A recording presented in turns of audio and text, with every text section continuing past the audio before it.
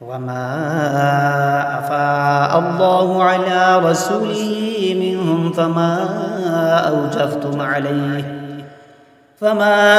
أوجفتم عليه من خيل ولا ركاب ولكن الله يسلط رسله على من يشاء والله على كل شيء قدير.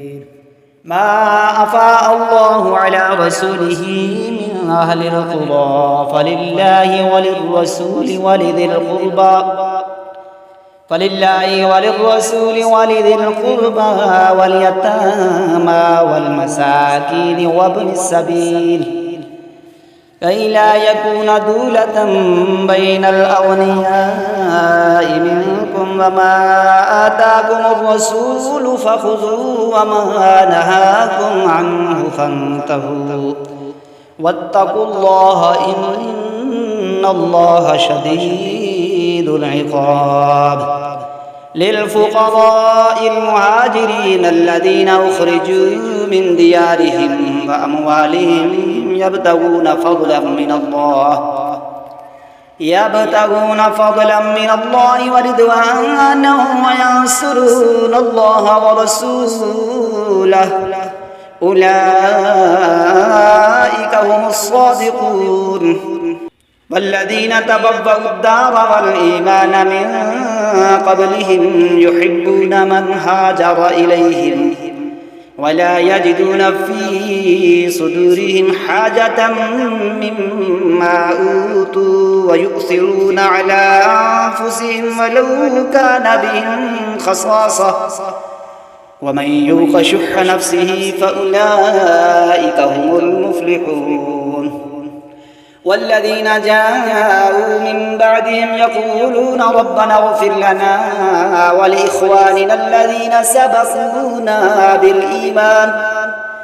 بالإيمان ولا تجعل في قلوبنا غلا للذين آمنوا ربنا إنك رؤوف رحيم.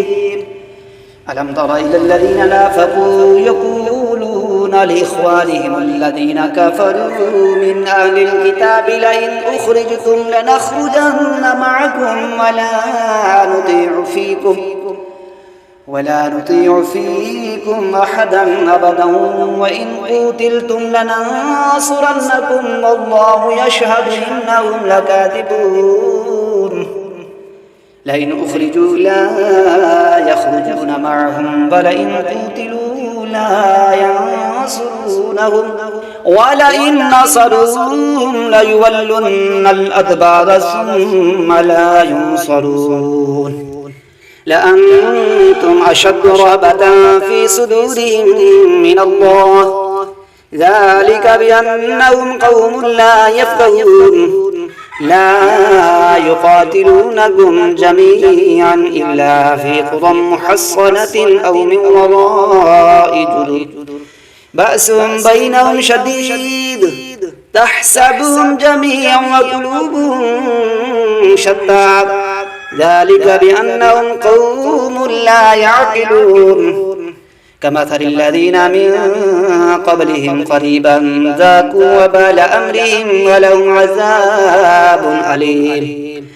كمثل الشيطان إذ قال للإنسان اكفر فلما كفر قال إني بريء منك إني أخاف الله رب العالمين. فكان عاقبتهما أنهما في النار خالدين فيها وذلك جزاء الظالمين. يا أيها الذين آمنوا اتقوا الله ولتنظر نفس ما قدمت لغد واتقوا الله إن الله خبير بما تعملون. ولا تكونوا كالذين نسوا الله فأنساهم أنفسهم أولئك هم الفاسقون. لا يستوي أصحاب النار وأصحاب الجنة أصحاب الجنة هم الفائزون. لو أنزلنا هذا القرآن على جبل لرأيته خاشعا متصدعا من خشية الله وتلك الأمثال نضربها للناس لعلهم يتفكرون هو الله الذي لا إله إلا هو عالم الغيب والشهادة هو الرحمن الرحيم هو الله الذي لا إله إلا هو الملك القدوس السلام المؤمن المهيمن العزيز الجبار المتكبر سبحان الله عما يشركون هو الله الخالق البارئ المصور له الأسماء الحسنى يسبح له ما في السماوات والأرض وهو العزيز الحكيم